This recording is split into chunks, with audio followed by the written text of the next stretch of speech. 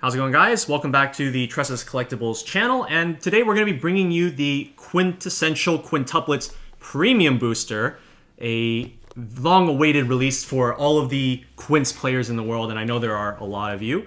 For today's box opening, it's going to be myself, Randall, aka Shizukats, along with... Is it quintuplets or quintuplets? Quintuplets. Quintuplets? Okay. I mean, isn't it called like quadruple? Oh, I guess. Yeah, isn't it Quintuplets. It's quintuplets. Quintuplets. Okay, yeah, it's Simu, chairman, with the philosophical questions on the side. Okay, so Quintessential Quintuplets is a set that even myself has been quite in anticipation of. There are a lot of really interesting strategies in this set that not only bolster the old versions of the deck, but also just completely revamp some of the decks as well. In Japan, mainly, we've been seeing the rise of the defensive Nino build with a new 2-1 that supports a 3-2 in the third set of Quints that basically saw no play up until the Premium Booster came out. Other decks such as Ichika and Itsuki aren't going to be seeing very big overhauls to their main strategy, mainly just kind of adding little bits here and there to kind of shore up some of the deck's either weaker spots or to really take advantage of some of the deck's strengths. So yeah, me personally, I'm really excited to check out the Itsuki cards and the Nino cards. But Simu, as not really much of a Quints player, is there anything that you're excited to take a look at in this Premium Booster? Yeah, I mean, I haven't really been following Quints for a while. I think I stopped watching the anime after Season 2. But I did pick up an Ichika deck a while back during the pandemic when it was pretty cheap because the deck looked really fun. So I got that before the prices went up, so I feel pretty good about it. It was like a $20 investment. And so I'm looking to get extra cards for that deck just to keep it updated. It does look really fun with the new stuff, so pretty excited about that. Okay. Now, as far as the ratios within the Premium Booster, so just as with all Premium Boosters, these are going to be very, very small packs. You're going to be getting 3 cards per booster pack, and each display is going to have 6 packs for a total of 18 cards. And in each of those packs, one card is guaranteed to be a foil card, and we have a chance to get the SP sign cards as well, and the sign cards have an expected ratio of 3 per sealed case of 30 boxes. So we have 3 boxes here today, and so it's not the greatest chance at pulling an SP, but we've had pretty good luck the last few times we've opened Premium Boosters. Like, we did get a couple in the Love Live Premium Booster, and we also got one on the Macross Delta Premium Booster. So hopefully we can get just as lucky today. Now, as far as the SPs go, each of the 5 quintuplets is going to have 2 potential SPs that we can get. So one of them is going to be in their default outfit, and the other one is going to be in a swimsuit. So for those of you that are big Quints collectors, there is a lot to look forward to in this set. So let's get right into it and hopefully open some really cool stuff. Here we go, box number 1.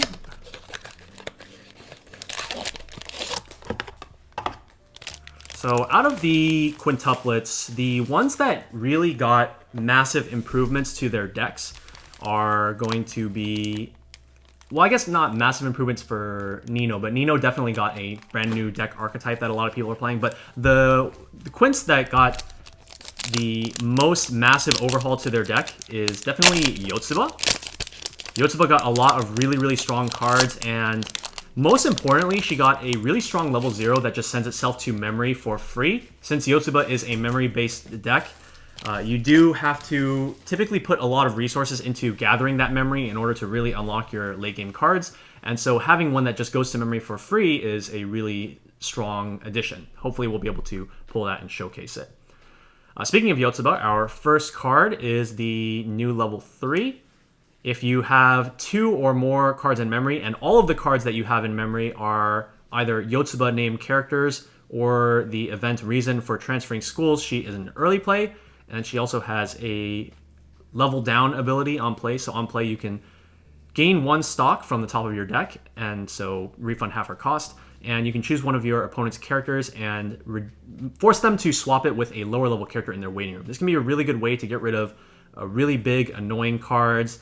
Let's say you're playing against like Standby or something, or maybe like Hololive Sora. Just like there's a lot of things that this could be a pretty good card to use against. And considering that she refunds half of her cost, I think is a pretty nice inclusion. And her early play condition is pretty much fake if you're playing her in a Yotsuba deck. Oh, another Yotsuba card. This one's actually a really strong one. So I was actually just showing this one to Simu right before the video started. So this one is part of a triple Climax combo with a new level 2 and the level 3 finisher from set 3. So they all use the same Climax. This card, you can rest it to choose one of your characters, give it 1,000 until the end of the opponent's turn. Really, really nice effect. And also, at the start of the Encore step, you can sack the Climax and salvage any Quints character from your waiting room. So this allows you to be really, really aggressive in the early game with the level 3 Climax, even though it is not the correct Climax for like your main game plan at level 1. And when you combine this with cards like the Clean Cut Yotsuba that can move this to back row, it's a really, really strong combination that just allows you to get a lot of value and a lot of aggression. All right, time for our first foil. Oh, no, that's a memory kit counter for Nino. These premium booster cards, they all have like the gold foiling, and I was just like, oh, I was getting really excited for a sec. But this is going to be just like a normal, oh god, what is the name of the like special rarity on this? Itsutsugo Parallel. Incredible. Okay, so like the actual word for quintuplet, yes. Itsutsugo. Yes. So that is going to be IGP for a special rarity. So this is a memory kit counter. Previously, the only memory kit counters in Quints were the Yotsuba one and the Miku one. So now Nino has her own. One recurring theme about a lot of the Nino cards in this set is that they're going to be basically stealing cards from the other girls and then just converting them into Ninos. So this one, previously a Miku and a Yotsuba card, is now a Nino. The Ichika Changer from set 2 in this set is going to become a Nino. The Miku Icy Tail from her trial deck, I believe, is also now going to be a Nino. So a lot of Nino conversions happening here. That's pretty flavor, right? She just steals all the other girls' stuff. Pretty much. But yeah, Nino memory kit counter, definitely a welcome addition to the deck. Being an 8 standby deck, you want to assert dominance on the board. But there are a lot of counter options that you can be running in the Nino decks. You don't necessarily have to run the memory kit counter. Okay, for our next pack, we have level 0 Miku. So Miku got a clean cut in this set. It is 3k power, and if you do not have another quintuplets character on stage, this cannot stand. A majority of the time, this isn't going to be a problem, just because if you're planning to use that clean cut effect, you need another character on your stage to move to the back row in the first place. The main time when this could potentially come up is, let's say you're like turn 1 going first, and you just want to play this as your turn 1 attacker. If you don't play another card alongside it, it will not be able to stand on your turn 2. But definitely a strong card, especially with some of the back rows that Miku has in her deck. Some very important cards that you want to keep around. This could be a very, very strong consideration for your level 0 line. Okay, next up we have a reprint. This level 0 Itsuki has the same text as the level 0 4K marker beater, which was a box topper from set 2.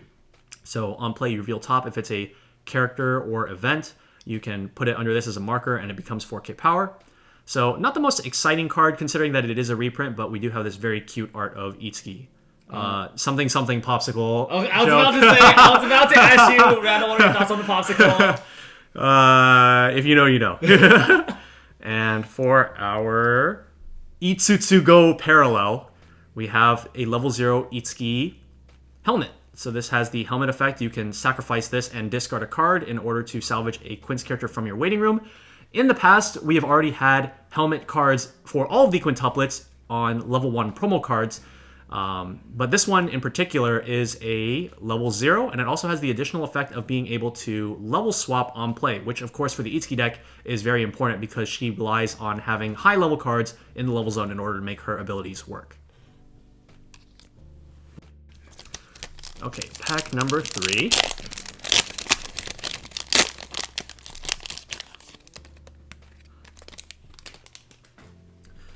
Oh, okay, so here we have the non-foil of the memory kit counter. Let's go ahead and just do a quick comparison since we have these two right here.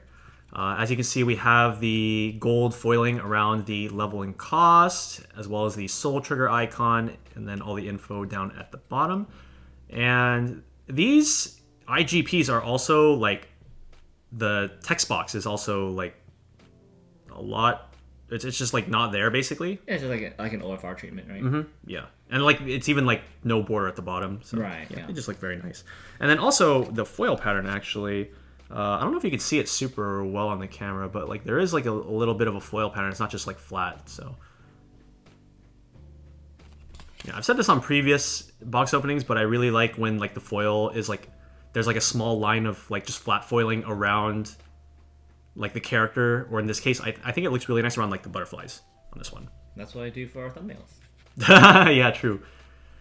Okay, so yeah, Nino. Here we have 1-0 Nino. Not a very prevalent card. It is a 1-0-4-5 on play, gain 15, and it is a drop search. 1-0 utility cards like this usually don't see a lot of play just because it's usually just a lot better to play them on level zeros when available.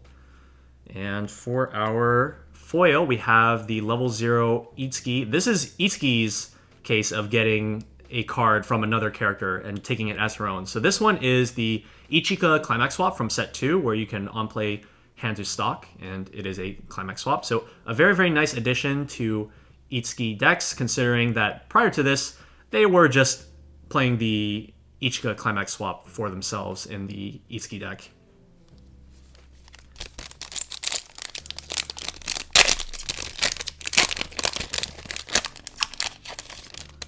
So yeah, I think as of this premium booster, I think the only deck that still wants to play a Climax swap that's not her own is probably Yotsuba.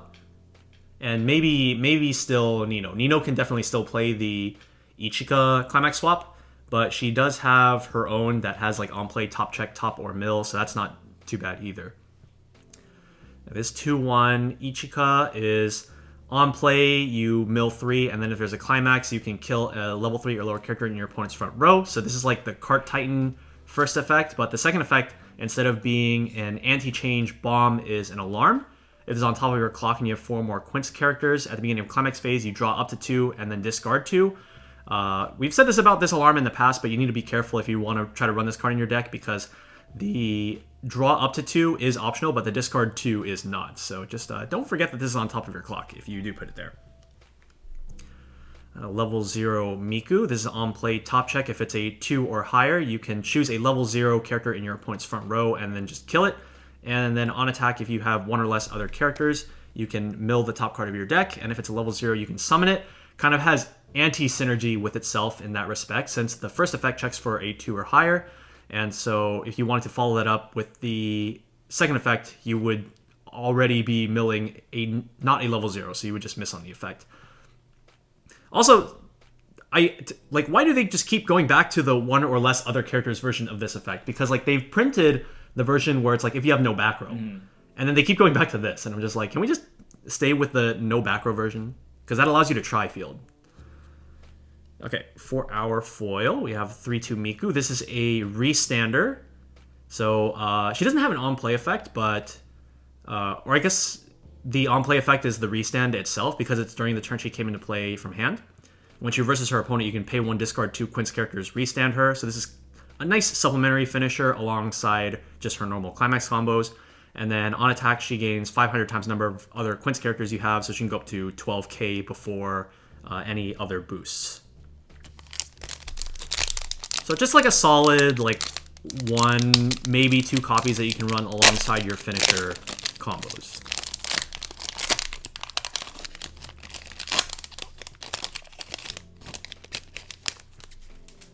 Alright, for Yotsuba, this is a 105k. She gains 1500 during your turn if you have a card in memory.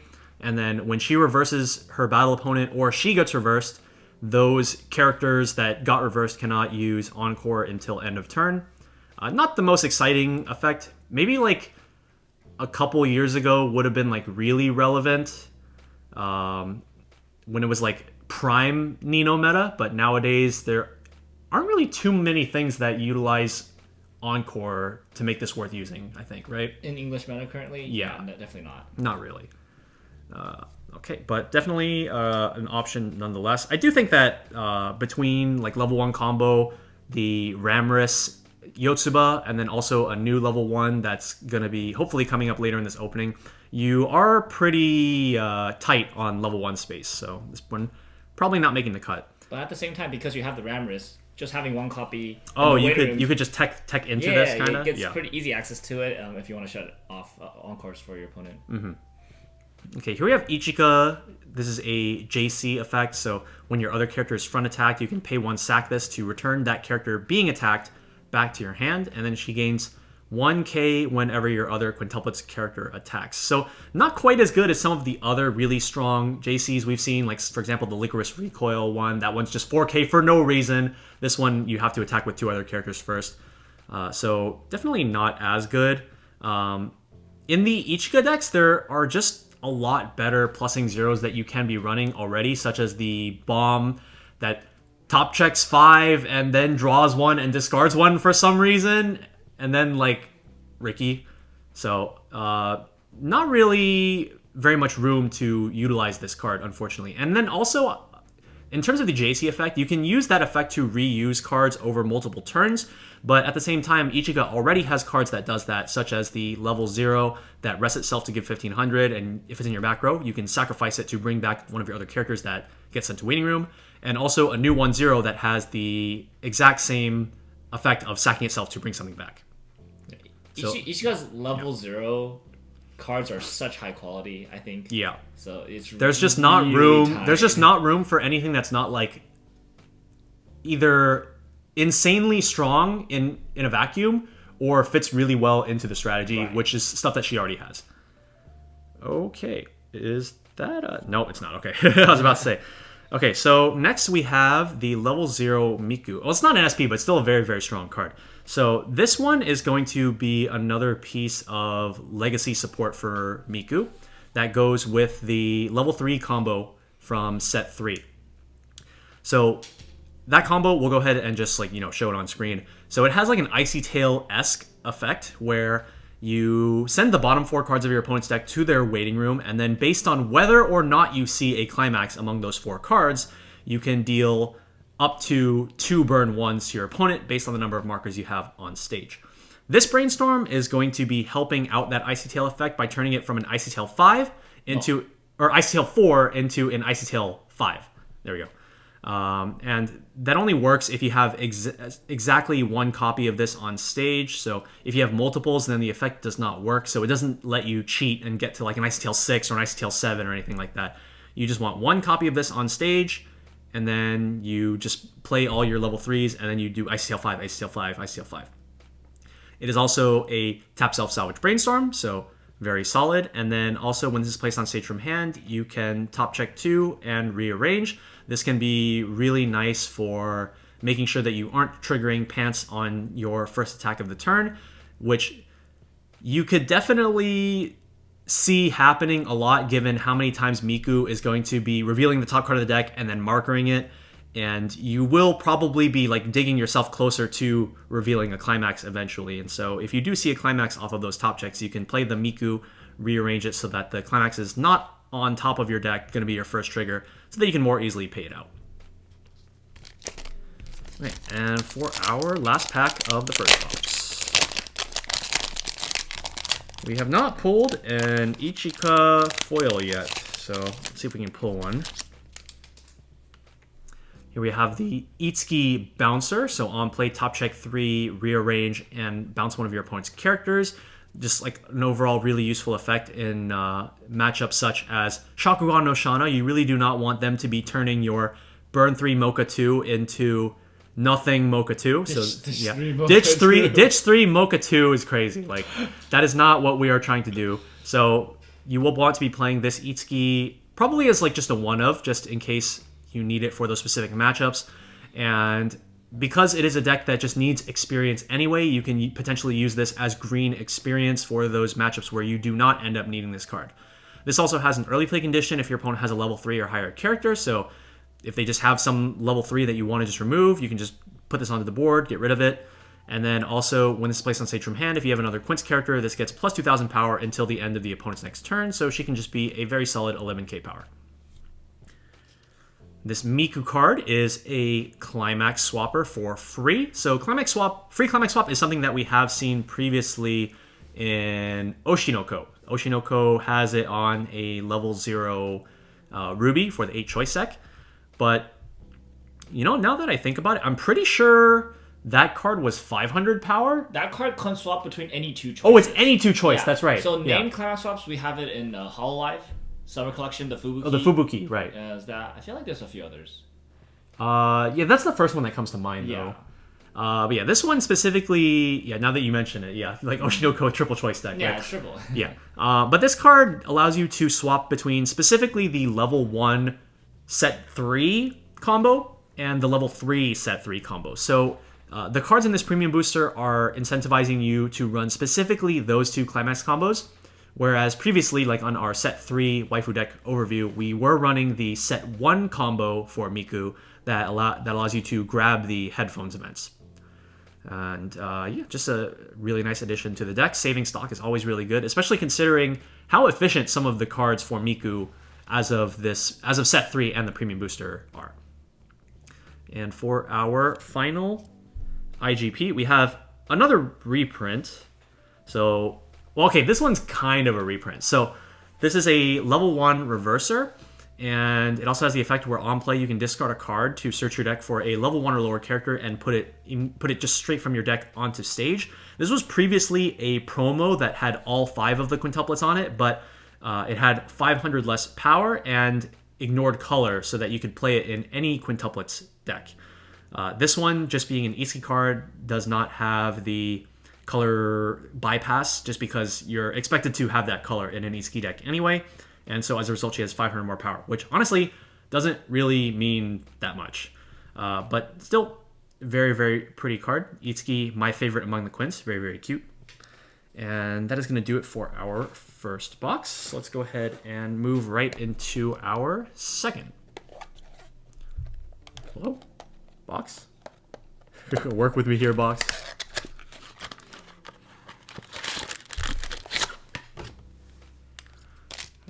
All right.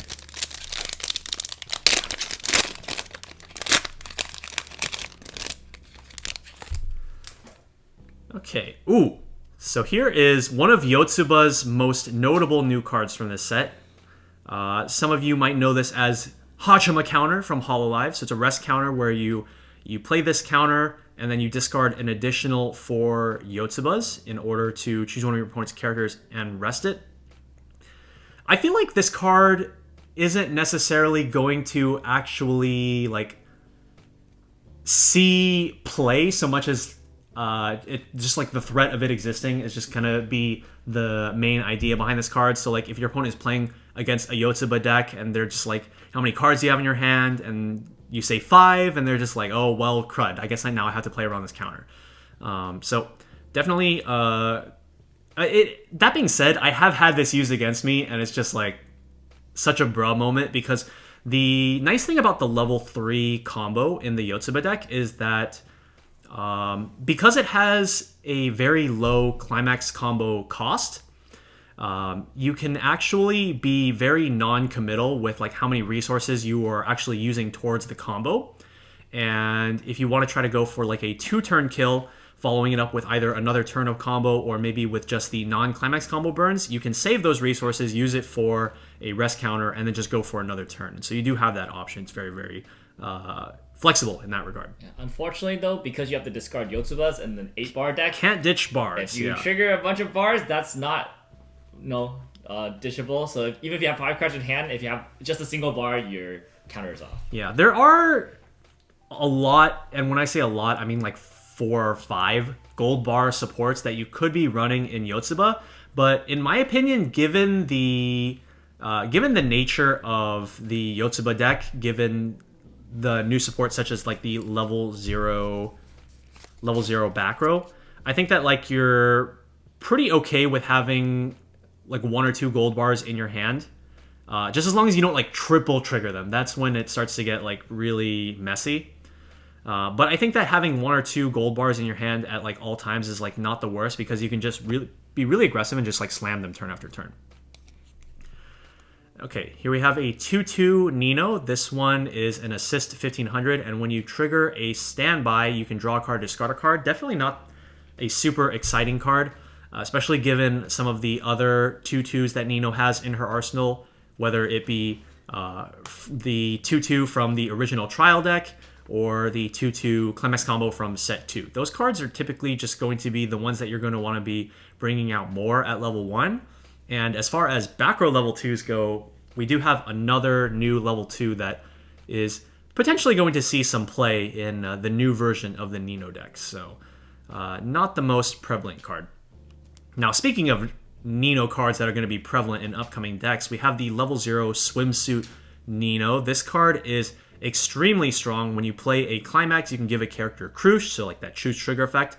And then she's a tap self top check 3 brainstorm. So this is exactly John from Ruby, right? Who is exactly Emma from Tokyo Revengers?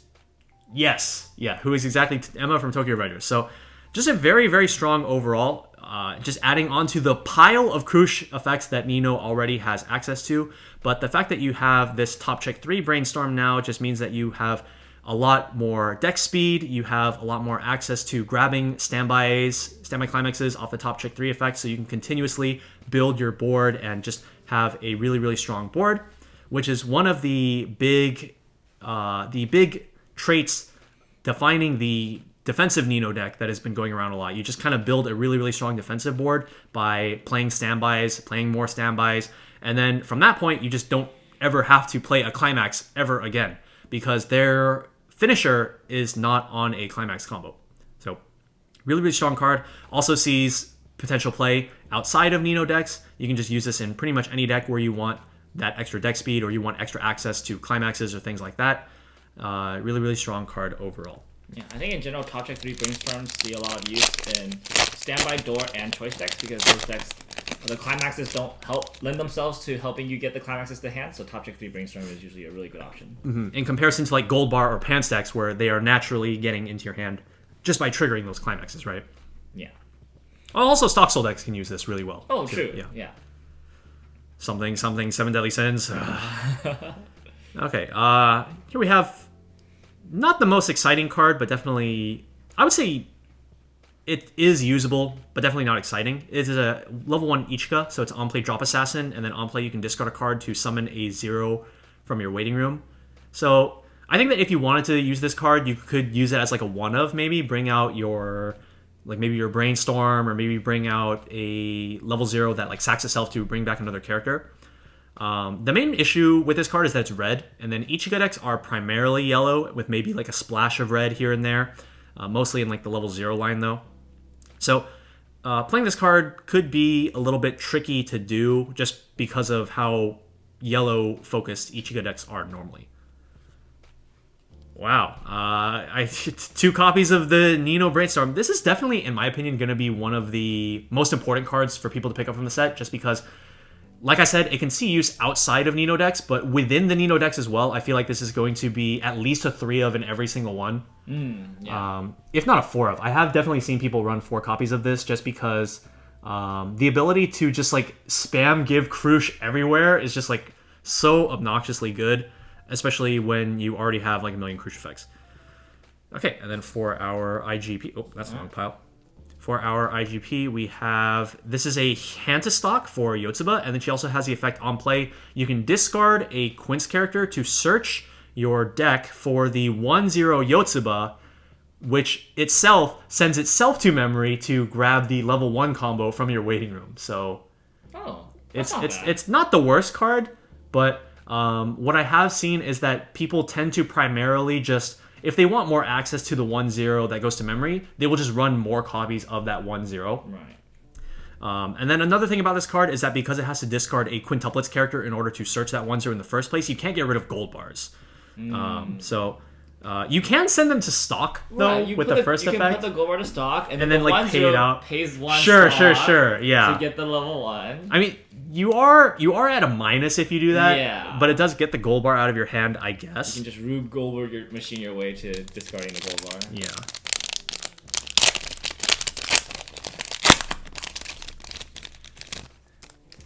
Okay. Level 3 Ichika. So this one is a carbon copy of the... Oh god, which character is it? It's a level 3 Nanami from Bang Dream... the Bang Dream, Morphonica, and Poppin' Party X Booster. So it is an on play, you free summon a character from your hand and give it +1 soul. And then when this attacks, you can pay 4 to choose one of your characters to give it on cancel, deal the same number of damage that got canceled. I remember this card, yeah. Yeah. So the thing about this card is that it doesn't really work well in the popular Ichika build because that one already has an on-cancel ability to deal extra damage. If you're going to be using this card, you want to be using it on something that has like an on-attack burn or like anything that's like not cancel reliant, because if you put too many on-cancel effects onto a single card, you put all your eggs into one basket, and then when they don't cancel, you're just extremely sad. So this card isn't one that really sees a lot of play. I have seen this card used in Nino level 3 from set 2 decks. Because that one, first of all, it has just like a higher burn ceiling because it's just an on end of attack burn. So it's not like reliant on like on cancel or anything. So you have more damage to leverage this burn off of. But also you use that free summon to summon a 3/2 Nino, turn that into a 3 soul attacker, and then you have 2 instances of 3 that could potentially proc the deal same number of damage burn. And also just kind of helps the numbers because it's standby, so standby isn't naturally swinging for a lot of soul. Yeah, I think this card probably just doesn't see any play in Ichika decks because all the Ichika finishers are cancel reliant.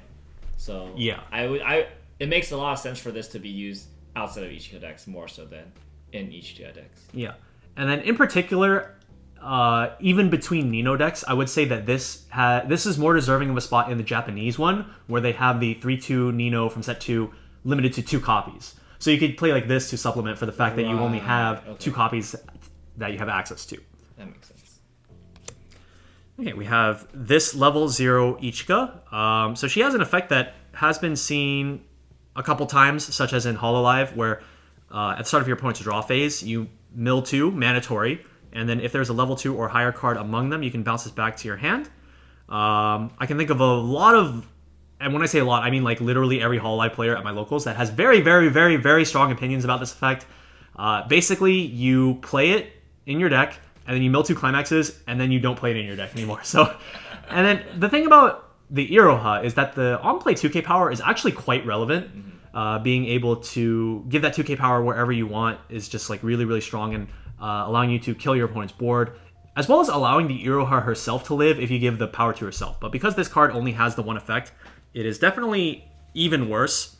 So I don't think this one will be seeing very much play at all. And as we said, Ichika level 0s are so insanely high. Exactly, yeah. It's I just don't see a world where I'm playing this. Like, why would you run this? Why would you run this? We're already not playing the 4K JC. Like, yeah, this is in a different league. Yeah. You know. Okay, for our IGP, we have the level 0 Yotsuba Runner. So this is a really, really strong Yotsuba card. I feel like one of the big things that Yotsuba really needed in her deck was a level 0 that went to memory for free, because the other level 0s that are popularly run in the Yotsuba line are things like the on reverse Rejared go to memory. So it's on reverse, you clock a card from your hand, go to memory, search your deck for a Yotsuba, which requires you to hit yourself.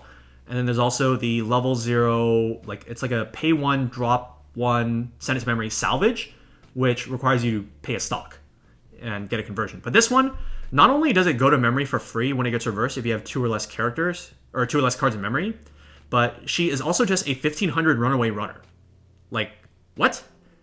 Like, this is basically like a Project Sekai card. There's a Project Sekai card that is a runaway runner, and it's 3k if you have another character. And then this one is just, if you are playing Yotsuba, so essentially like if you are playing the game, this is 3k at all times, doesn't require another character, still a runaway runner, and then goes to memory for free.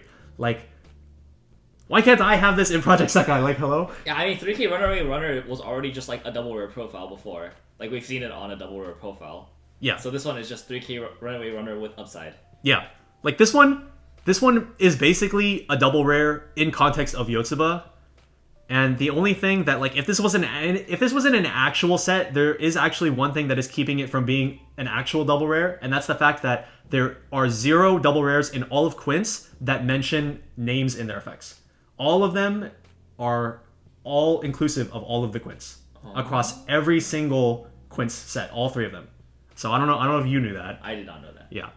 So that's how you know, like, if somebody asks you if a card is like a double rare or not, because they just don't remember, just think about whether or not it references a name, and if it does, it's not a double rare.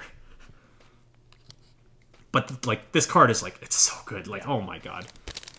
The Project Sekai one's a double rare, by the way. Like, oh my god. Yeah, I was thinking of the Assault Lily one that was like the first 3K Runaway Runner, I think. Oh, was it? Yeah. Okay. Was that in set 2 or set 1? Set 2. Okay. Okay, level... No, set 1. Oh, set 1? Okay. Yeah. Alright, level 1, Itsuki. God, this art is so cute. Oh my god. Itsuki's so cute. Okay, so this card is a level 2 killer. Not really on your high list of priorities, especially given just the fact that you can just like spam level 1 combo and just like get a bajillion hand over and over again. I would rather just do that rather than try to focus on addressing my opponent's board. I feel like Itsuki as a deck, the entire deck just kind of does its own thing. The entire game is just like get hand, discard my hand. Eat. Yeah, pretty much. And then also level 2, as far as level 2 killers go, we've seen a lot of different power conditions, apart from the level 2 killer, because the level 2 killer effect is pretty much always plus 6k.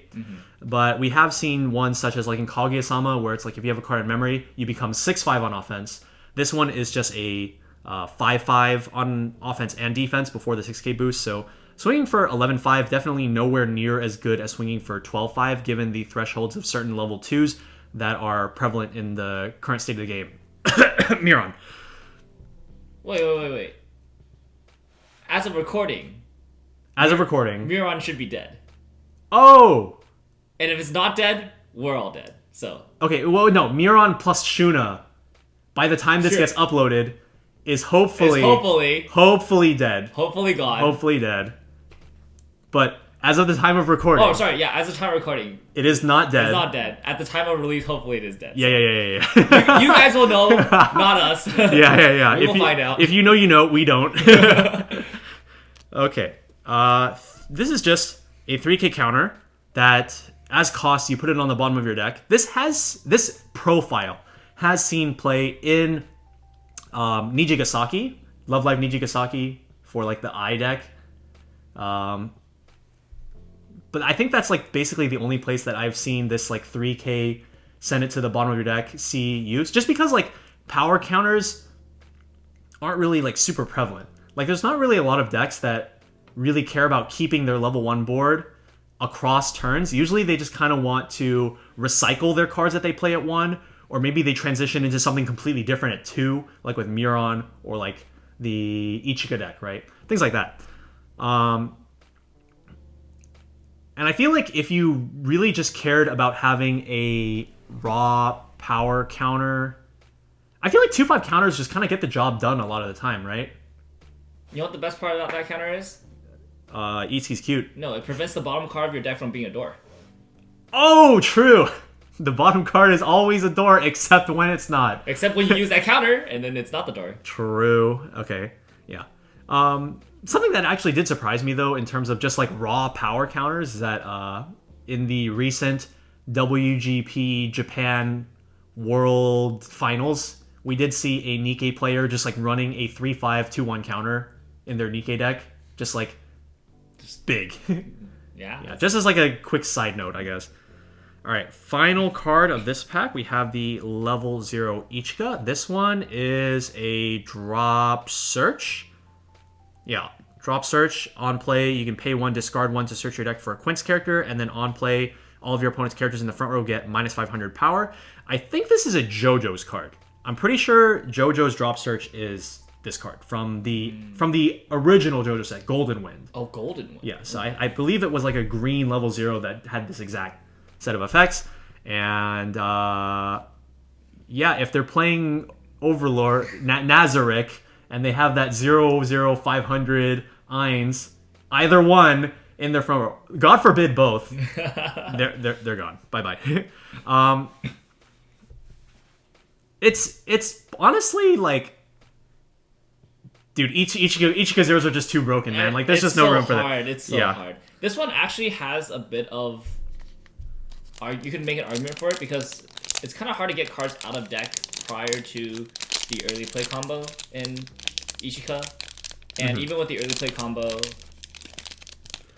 sometimes you're not set up in a situation to grab like cards you want. So I could see this as like a one-of. I mean, it also... if you value the search. It is also usable outside of Ichika decks, True. Right? So in that case, you would have to think about what other drop searches you have access to. And for me, the first one that comes to mind is the Yotsuba because she is an on-play drop search and drop salvage on play. So that one just has a lot more flexibility in terms of being able to grab the specific cards you need. Whereas this one, the minus 500 power, it might not even be relevant at all in the current matchup. So I think that the Yotsuba is just a more universally useful utility piece. Okay, Itsuki helmet.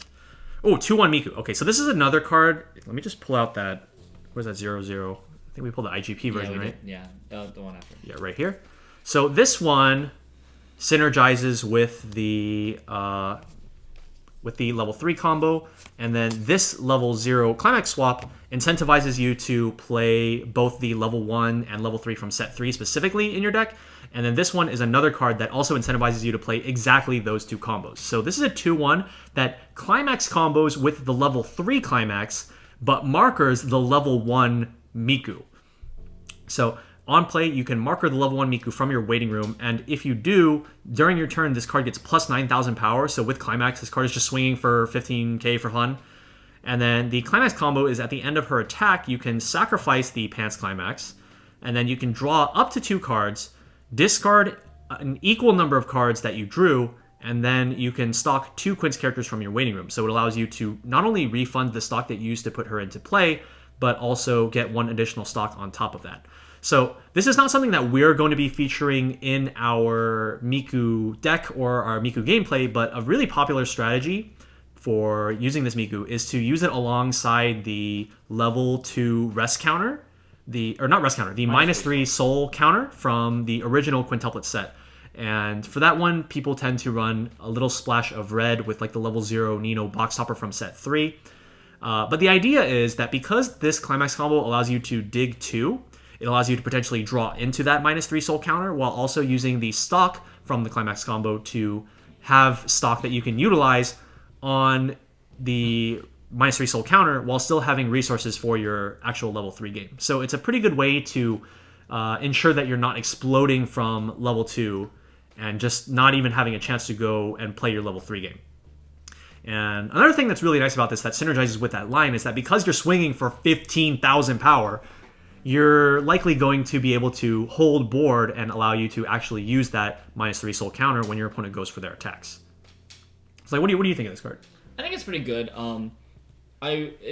Because the draw 2 ditch 2 means that you're not actually plussing. The only real resource you're getting from playing a single copy of it is 1 additional stock for playing the Climax. So from a resource standpoint, it's not incredibly like efficient. It's not replenishing hand resources, but since the rest of the deck is so efficient with hand resources, it's kind of nice to have a combo that generates extra stock, as well as being really aggressive at level 2. So I think in any other deck, this is probably not good enough of a card, but because the rest of the Miku deck is so insanely strong at generating hand, I feel like this actually has a good slot. Mm-hmm.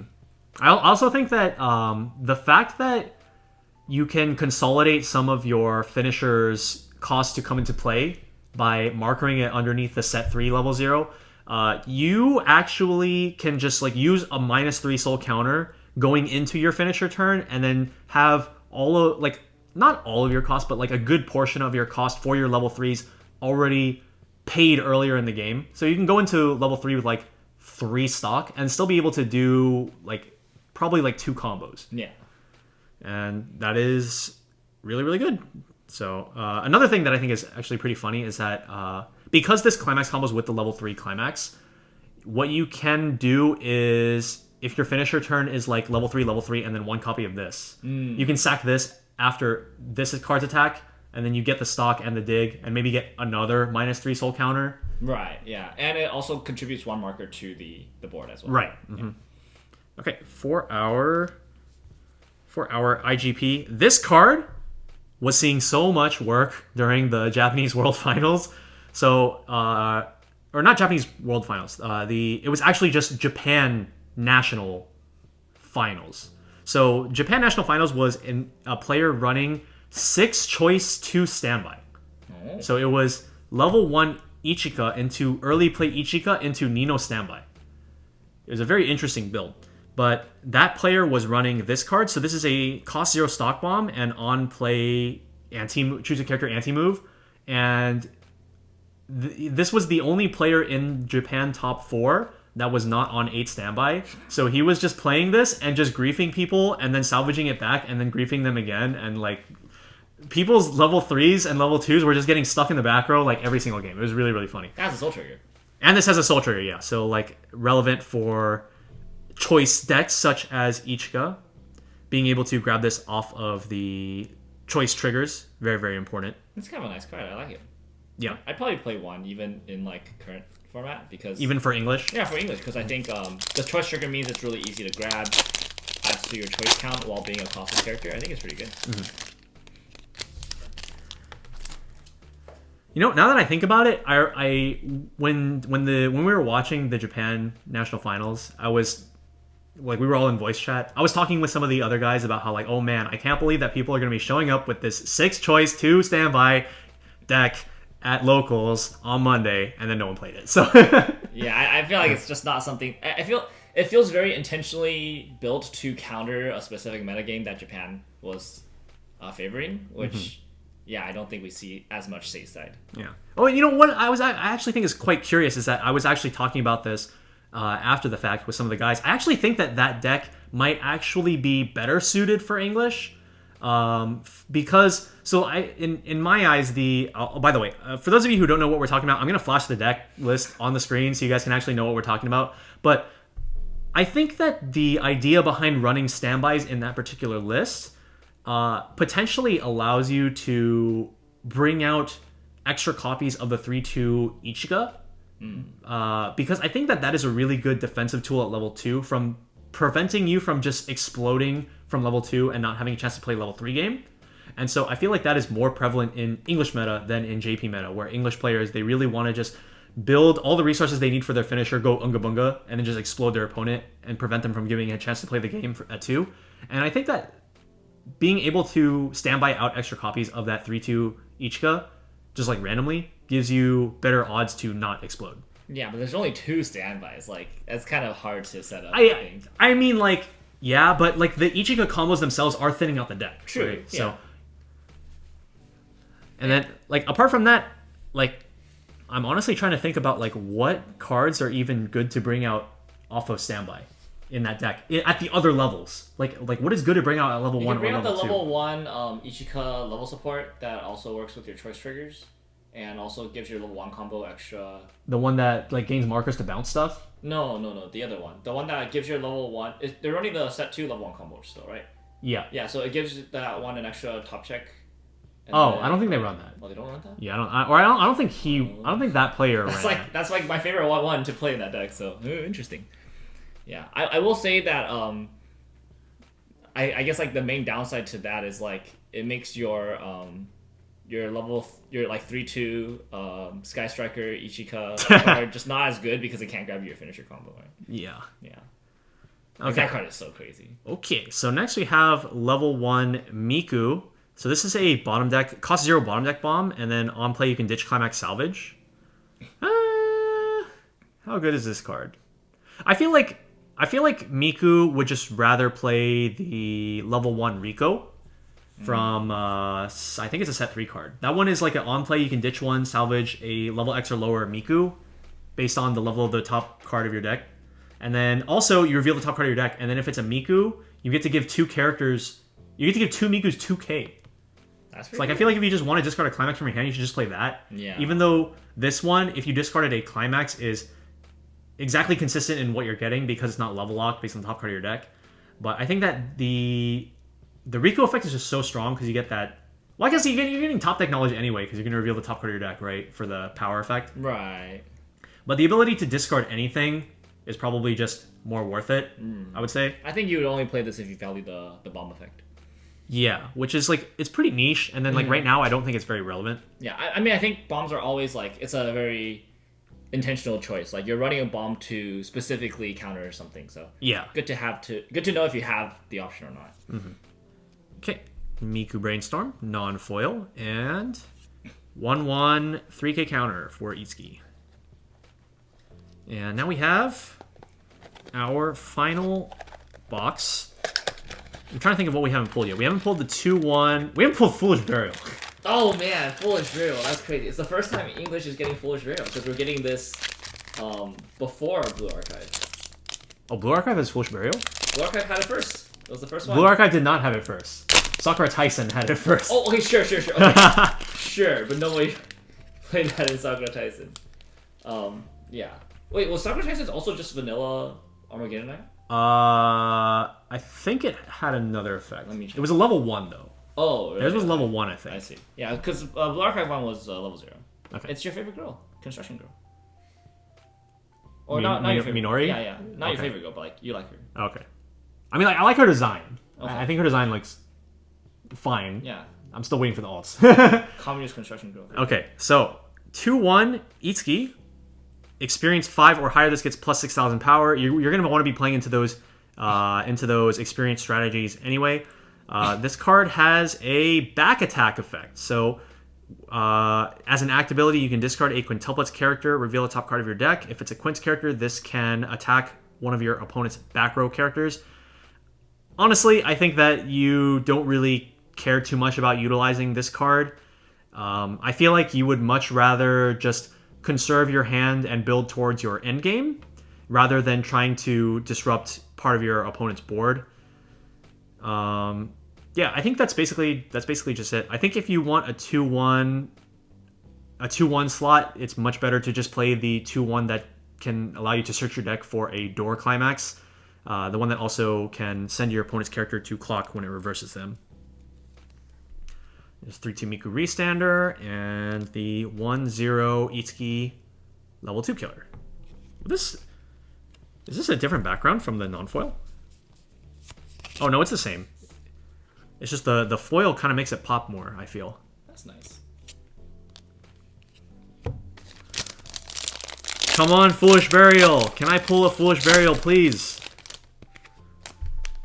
That's the wrong Nino. Okay, so we have the memory kit counter. We have the level down Yotsuba. And we have the not Iroha Ichika. Come on, please, Foolish Burial or an SP. I'll take an SP too. I will take an SP. All right. The level 1 Stock Bomb, anti-move. Climax Swap Itsuki. And the Bouncer Itsuki level 3. This had potential to be the SP because this is one of Itsuki's SPs. So like when I like lifted from the bottom and I was like, oh, I know what card this is. Is it SP? And it was not, unfortunately. Yeah, so I don't think the SPs have extra special foiling on the edges. So you would only know once you see the signature, right? Well, I would know once I see SP here. Oh, true. If you're looking at the bottom. Yeah. Okay, level 1 Itsuki Bomb, level 0 Yotsuba, and level 1 Nino Drop Search. 2 packs left, please, come on, Foolish Burial, or the 2/1, either one, please. I mean, either way, we're probably gonna just pull them out of the stock and talk about them because those are like actually like really, really important cards. Okay, level 1 Miku Twin Drive. It's actually pretty rare that Miku gets a twin drive, I think, because I feel like most of the twin drives in Quints usually go to Ichika. And then Miku already has a card that's pretty good at getting climaxes out of your stock because she has like that effect where on attack you give all of your characters the effect, like when you trigger a climax you can pay 1, blind stock 1, draw 1, ditch 1. Mm-hmm. So I feel like that one is a much more common card to run to get climaxes out of your stock rather than a twin drive. especially because that effect also contributes to your markers, because it also has a top check marker effect in order to gain extra power. 3-2 Miku. This is an early play, 2 or less climaxes. If all of your characters are Quints, this is a 10-5, and when this gets front attack, you can discard 1 card to put this card back into your hand, and is just a normal healer. I think this is like pretty much the same card as 3-2 Karu, I think, from Bang Dream, which is like a pretty old card at this point. Yeah, so 3-2 early play healer, 2 or less climax. If all of your characters are proper trait. I think with the Karu, it required Hello Happy World, but it was a 10-5 that says when it's front attack, you can discard 1, bounce back to your hand. I'm pretty sure that was what the card did. I don't remember this card. I mean, like, not a lot of people play mono Hello Happy World, right? So, like, it's not a card that you would see very often. But I remember way back in... Holy moly. That card came out in 2017. Oh, my God. Pre-pandemic, yeah. Different timeline. That card is ancient at this point. You know that was the first set that had Choice, by the way. All the way back in 2017. Choice has been out for 8 years at this point. Oh, it was the anime set, huh? Yeah, Bang Dream Anime Volume 2. Yeah. It's been that long. Oh my lord. Dang. Bang Dream's ancient. Yeah, it's old. That's crazy. Yeah, but as far as a card in quintuplets, I would say that for the Miku deck, you would rather be playing the 4 or more early play heal. That one is just a much easier condition than having to control your deck state, have 2 or less climaxes in your waiting room. So I would rather play that one over this. Funnily enough, I think that this card potentially sees use in if you're playing an 8-door deck that isn't specifically running only Itsuki cards, because the Itsuki green early play heal requires you to have 4 Itsukis on board. Right. But let's say you want to run like Ichika tap self salvage brainstorm or Nino top check 3 brainstorm. You might, right? If you want your max hand size to not be 9. I mean, like, 8's still fine, right? 8 is still fine. Like, let's be real here. 8's still fine. Sure. But, like, you could run this because it's green experience 3. Right, yeah. I'm just saying. I'm not knocking it. I'm just, yeah. I mean, like, maybe you don't want your max hand size to be 9 because you hate Search Brainstorm like me. I hate Search Brainstorm. Yeah. Okay, anyways. What do we have here? 2-1 Miku. This is another card that could have potentially been an SP. Ooh, I really like the foil pattern on this. So all the like the Bridal Veil series can be SP, yeah, right? The Bridal Veil ones and the Swimsuit ones are the ones that can come SP. So, like, what other ones? So this can come SP. This can come SP, the Swimsuit one. This can come SP. Yeah. This can come SP. Actually, no, it's not this. No, the popsicle ones are not. Yeah. Yeah. Dude, Nino just has 2 swimsuit cards. They all do. Oh, no, they all do, because that other one is also a swimsuit card. Yeah. Oh, yeah. The popsicle ones are not swimsuit ones. I'm slightly concerned that you noticed that it was all the popsicle ones. What do you mean? I mean, like, that's not the first thing that I noticed. Well, one of them they're wearing a swimsuit, and the other one they're wearing a swimsuit and holding an object. Yeah, right? you're not even wrong. What else am I going to look at? I don't know, man. Like, I just know this as, like, the top check 3 brainstorm. Like, I don't know this set that well, so I just look at the art. Well, okay. Well, now I need to see Yotsuba and... Oh, my God, there is a popsicle. I'm just... Okay, where's Ichika's then? Does Ichika? Oh my God, there's. I didn't notice that. I'm not looking at that. Okay. I'm not looking at that. I looked at the Itsuki one because, like, I like Itsuki. I didn't notice it for the other ones. I mean, now that you mentioned it. Okay, yeah, but Nino's swimsuit SP is the Icy Tail. That's her. Wait, is it Icy Tail? Oh, no, wait. Is it Icy? Yeah, it's the Icy Tail. I'm pretty sure it's Icy Tail. Oh, it's the on attack. Yeah. I mean, like, her Icy Tail, like, assist, that's a set 3 card. Yeah, it's a set 3 card, right? Yeah. Okay, I didn't notice that, but now that you mention it, they are indeed all wearing swimsuits, holding a popsicle, something. I'm trying to be that popsicle. Yours not much. Okay. Oh, this is another really good card. So this card it has that same effect as a level 0 Ichika, where if this is in your back row and then one of your other characters dies, you can sacrifice this from your back row to bring that character back. So just a really good card for keeping around specific cards, like your level 3 early plays, so you can reuse them turn after turn. Well, this one specifically, it can only bring back an Ichika. This card also has this other effect that says when your character's trigger check reveals a choice, you can choose one of your Quints characters and give it to K. Let's be real here. A lot of the time, you're mainly using this card for the first effect. This card says if you have a choice climax in play, this card, wherever it is, gains choice trigger icons. So I remember when this card first came out, I was saying like this is like a pretty good card you can run like 2 copies of, right, or whatever, and then like if you randomly trigger it as a choice, then you get an extra choice, and if you draw it, you just put it on your board. And then turns out the correct play is just to jam 4, and then you're playing 12 choice. Like, okay. And shuffle back, and so you can shuffle 2 of them back, and then yeah. more choice. Yeah, so this is another thing that that the guy that was playing at JP Nets, he was playing the Ichika into Nino deck. So he was playing the Nino shuffle back 2 in order to shuffle copies of this back into your deck, and then you just trigger them, you get a million choice. So while that is a really good strategy, it does run into a little bit of a conflict with the Sky Striker Engage early play, because that one requires 4 Ichikas on board in order to early play, and then it also kind of, but not really, conflicts with the 3-2 early play combo, because that requires you to have a full board. So if you bounce it back to your hand, you don't have a full board anymore, you can't resolve combo. So you have to be, if you wanted to play that particular style of the deck, you have to be pretty conscious about what you're putting on your board and what you are able to like bounce back, when you're able to like bounce back your hand and things like that. But the main point of using the shuffle back is actually just to do it on the level 1 combo turn, because the level 1 does have twin drive. So that's the time where you are checking the most triggers, and that's when you want all of these in your deck. And then afterwards, you kind of don't really care. Yeah. If you trigger them at that point, then it's just like, okay, whatever. Yeah. They were in my deck. I randomly triggered one. Free card. Yeah. So yeah, very, very, very, very, very strong addition to Ichika. So the swimsuit cards, they're wearing the same swimsuit. But it's just they have a popsicle. Do they all wear the same swimsuit? I feel like so Ichika's wearing the same swimsuit. So this is the same. I think Miku's wearing the same swimsuit. This is the same. same. It's the same. Okay, I think they're all wearing the same swimsuit then. Nino's is definitely the same. The same. Okay, yeah. So they're all wearing the same swimsuit. That's interesting. All right, we finally pulled in our very last pack the 2-1 that I've been waiting to pull like this entire opening. So this is the card. This is the card that like literally single-handedly opened up a new archetype of deck for Nino, which is what all of the Japanese players are currently playing. In fact, there is a pretty decent likelihood that this Nino deck gets hit on the restriction list like tonight, on the time of recording, like literally tonight.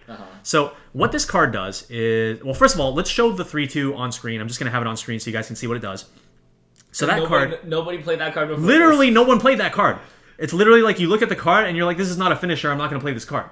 So this 3-2 is, it's while this is on stage, all of your other Quints characters gain 1500 power. So it's kind of like Benimaru in that sense, where it's not a 1500 to itself, it's 1500 to every other.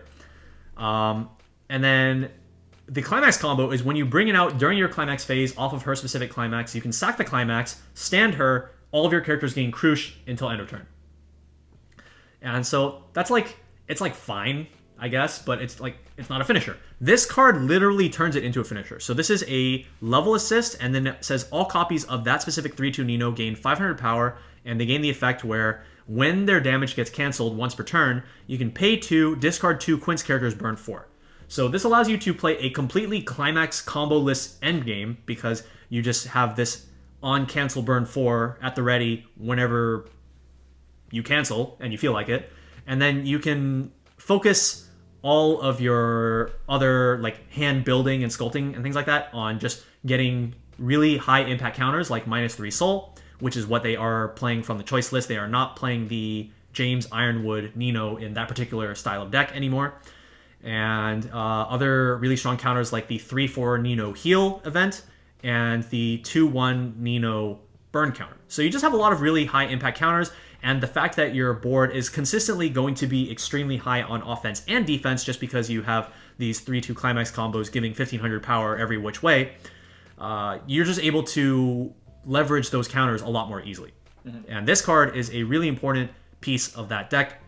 Typically the way that they are playing that strategy is you want to use the 1-0 combo to salvage this. You do not want 1-1 combo. Or what did I say? You said 1-0. You want to use the 1-1 combo on reverse to salvage this. You do not want to stand by this directly onto the board typically.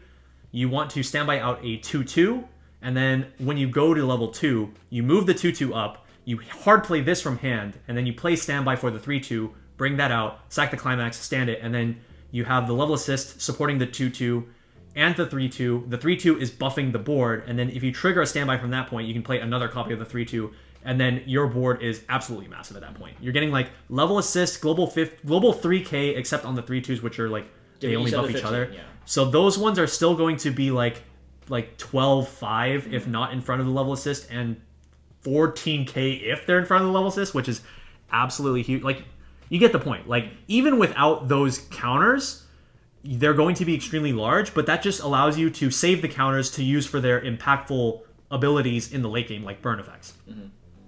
I think two aspects of this build that I particularly like.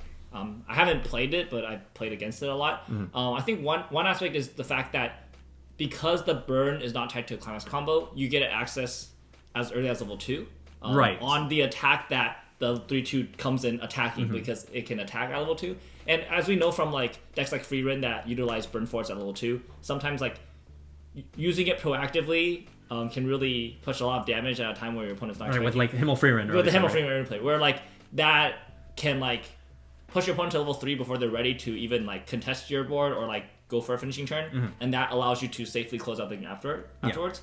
The second thing I like about this combo is that because the level 3 gets to attack on the turn that you standby it out, even if they somehow do break your board, as long as you get another copy of the level 3 standby, you can standby, you get the attacker, and you get the potential extra damage. Whereas before, like with the set 2 build, if they break your board, you actually do need to like blank a turn to set up again, because you can't like attack with the cards you're standbying out immediately. Right. You're like your finisher, at least. Yeah.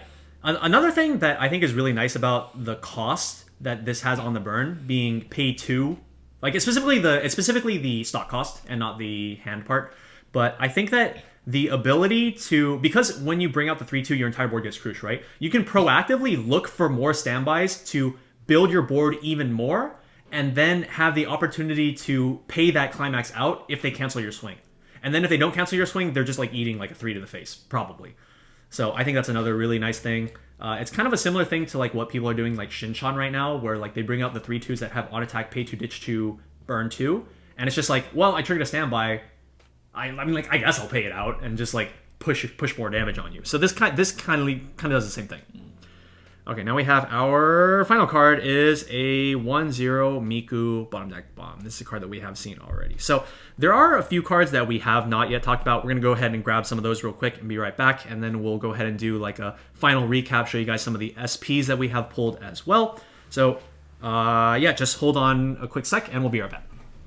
All right, so we're back and we did find 5 cards that we did not pull yet that we do want to talk about with you guys. So let's go ahead and talk about the Yotsuba cards first. So this 1/0 is a new support card for the level 1 combo from set 3. So that's the one that lets you top check up between, what is it, like 3 with 0 memory and 7 with 4 memory, right? It's like 3 and 7 or 2 and 7? I think it's 3 to 7. Okay. But anyways, so yeah, so for the set 3 combo, so this card has the effect where as an act ability, you can pay 1, send this to memory to grab the Yotsuba from your waiting room back to your hand. So this is a really good card for being able to not only get the combo in the first place, but also loop the combo. So like, let's say you have like 2 copies of your Climax combo on your first level 1 turn, and off of those copies of the combo, you get like 1 copy of this and like another combo, and you get the gold bar back. You can play this, pay 1, send it to memory, and then you need the memory for later because Yotsuba typically wants 3 memory at level 3. You get your level 1 combo back and you just go again. However, this card also has an effect that works while in memory as a Climax swap. So while it's in memory, you can, at the start of your main phase, you can pay 1, discard a card, and then you can discard a gold bar Climax to get a gold bar Climax in your waiting room. And since Yotsuba is pretty much only going to be playing gold bar Climaxes, this is just a nice extra Climax swap option. Now, the thing is that the effect in memory, it is a -1 because you have to pay 1, discard a card, but you can kind of equate that to like playing a Climax swap onto your board and then playing over it, which is like something that you might see people doing at like level 3 when they're playing like triple finisher, right? So it doesn't actually hurt that bad. Okay, the next card we have is the 2/1 Yotsuba. So this is the other card of the triple combo with the level 0. So when this is placed on stage from hand, this gets 1k times the number of your Quints characters. So if you play her last, she can swing for 12k without Climax. And then she has the Climax combo with level 3 Climax. When it's placed onto your Climax area, and this is in the front row, you get to search your deck for the level 3 combo, add it to your hand, and then you can blind stock 1. So this just gives you another nice option to get your level 3 combos secured. That being said, I personally don't think you need to run too many copies of this card. I feel like if you have a copy of the level 0 in your back row for like pretty much the entire game, you can have just like one of each of these on your board, and then you can use both of them to grab a copy of your level 3 combo. So one from your deck, one from your waiting room with the salvage, and it just helps you set up quite nicely. So those are going to be our 2 Yotsuba cards. And then we also have 3 Nino cards. So let's first talk about these reprints. These are the Nino stealing cards from the other girls. So first we have the 3/2 Nino changer.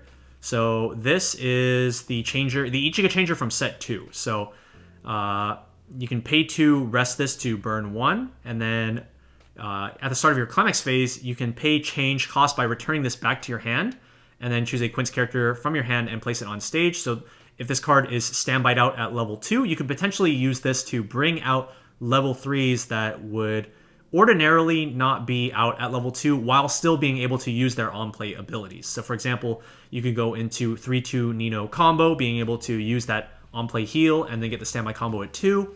I've also seen some people use this to bring out like an Ichika early play, and you just go like super plus in stock because you didn't pay 2 to play it, and then you get to heal the stock as well. But the fact that this is a Nino does allow it to be used in like full Nino boards for cards such as the 3/2 Nino assist from set 3. In order to use that card's Icy Tail ability, it does require your entire board to be only Ninos. So if this card was on your board instead of the Ichika version, it would allow you to use that effect. And then another Nino card that fulfills that same criteria is this 3/2 Nino that is a copy of the Icy Tail Miku from her trial deck. So on play, search, and then on attack, pay 2, ditch 1, Icy Tail 4, gain 1000 power. So they're nothing new to the Nino strategy, like the set 2 style build. But at the same time, having these two allows you to use cards that require full board Nino, like the aforementioned 3/2 assist, or maybe like the 3/4 heal counter or 2/1 burn counter. All right, the final card that we are going to be showing is the level 0 Nino. So this is Foolish Burial, or I guess Armageddon Night. If we're going to be really technical, it's Armageddon Night. So this card says when this is placed on stage from hand, you get to search your deck for a Quints character and put it directly into your waiting room. So this is a godsend for standby decks, because previously what you would have to do is you would either have to like discard your 1/1 in the mulligan, or you would need to like draw it and then like play James Ironwood Nino, or play the like on death discard draw that has all 5 Quints. You have to like find some way to like get them into your hand and then discard them. But with this card, all you have to do is play it, search your deck, bin whatever 1/1 you want. It's probably going to be your combo, and then you just bring it out. And if that wasn't enough, this card also has on death, pay 2 salvage. So this allows you to be a little bit aggressive in the level 0 game, because you have that knowledge that you will be able to get back a card with that pay 2 salvage ability. So like let's say you go like turn 1, you play this and like 2 other characters, and you attack 3 times. You play standby, you bring out the 1/1 that you brought out off of this. You could like pay 2, salvage one of those cards back. Maybe you could even salvage itself back because it is in the waiting room at that point. You could play it on your next turn. If you like go to level 1, you send like a 2/2 from your deck to waiting room. You use that last stock that you generated from your 3 attacks to like play a 1/1 double combo, bring the 2/2 out, things like that. So there's just a lot of really, really nice play that you can do with this card. It just allows you to maintain value really, really well, while also just having that really, really silly on-play send from deck to waiting room effect. And yeah, I think this card is honestly going to get restricted in JP. So I guess we will find out by the time this video goes up. Do you have anything that you wanted to say about any of these 5 cards, Simu?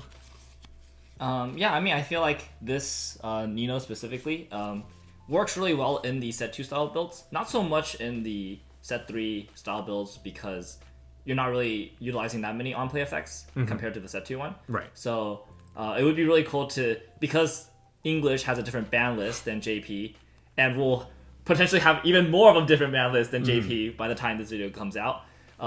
It would be really cool to see kind of the innovations that English has with Nino. And Nino is like a very open kind of like experimentation. We're not just going to be cookie cuttering a lot of the JP builds. There's going to be a distinct difference and a lot of room for English players to experiment with all the tools available. Right. Yeah, I personally, I can't wait to see what some of the English Nino players can come up with, because we do have quite a few pretty dedicated Nino players within like the English space, like Mr. El Nino himself, Jesse. So I'm pretty excited to see what they can come up with. We're not sure yet, we might be doing some sort of set 2 style Nino build for our upcoming games, just to kind of see how that works in comparison to what the Japanese style build is all about. But that has yet to be seen. All right, to finish off the video, let's go ahead and take a look at some of the SPs that we have. Well, we should probably separate those 5 specifically. Yeah, I will. Yeah. Okay. All right, so we do have some of the SPs. We don't have all of them, and we do have some dupes here, but let's go ahead and take a look. So here's the level 0 Ichika. As was pointed out earlier in the video, each of the quintuplets has a sign card from like the bridal veil set and the swimsuit set. Specifically the one without the popsicles. Okay, but if I'm not mistaken, these swimsuit ones are like, or at least for Ichika's. Ichika's is much more zoomed out than the non-foil version. It's way like more I think the foil version has like up to like here. Yeah. So here are Ichika's. It's really nice that these SPs do have the voice actress signs. A lot of times premium boosters, the SPs will be like a character sign or like a character print or some kind of like a stamp or something. It's really nice that these are actually just the stage signatures. Yeah. Who put these in this order? All right. Anyways, here's girl number 2, Nino, her 3/2 changer. Also, I always thought it was interesting that Nino's signs were like purple, because I always felt like hers would be red, but then like Itsuki's are red. So like, right. I mean, yeah, isn't Nino normally purple and like? Or yeah, like she is normally purple. Yeah. I just always found it interesting that like hers were purple, because like purple is not really like a normal color you see on signatures in Weiss. Like I'm trying to like think of another purple signature. I mean, we have purple cards in Weiss, so. Okay, bro, like. Okay. All right, so next we have the Mikus. So we have the level 0. We have the level 2. And then the level 0 Nino signature, we did not. Or not the level 0. What is the other one? The swimsuit one, which is. Oh, it's the Icy Tail. Icy Tail, right? Yeah. Yeah. So it's not level 0. So the other signature would be the 3/2 Icy Tail. For Yotsuba, we have the 1/0 Bridal Veil, and then her swimsuit one would be the 0/0 Runner. And then for Itsuki, we have her swimsuit SP, and then her Bridal Veil one is the Climax Swapper. So, definitely a lot of SPs, and I'm sure all of you Quints lovers are going to be opening a lot of this product to try to pull some of these beautiful sign cards. And even for the players, there are quite a lot of cool new cards that I hopefully we've given you guys some ideas about throughout this video. And yeah, I think that pretty much sums it up. Feel free to like the video and subscribe to the channel, and stay tuned for our upcoming Quints content. We're planning to do, as usual, a waifu deck overview detailing some of the cool new strategies that the waifu decks have to offer for those of you who are like more waifu deck oriented players. And then also stay tuned for our upcoming gameplay block where we will be pitting those decks up against each other and seeing who is best girl. And yeah, that's pretty much it. Until then, this has been Randall and Simu. On the Tressa Collectibles channel. And we will see you guys in the next one. Bye!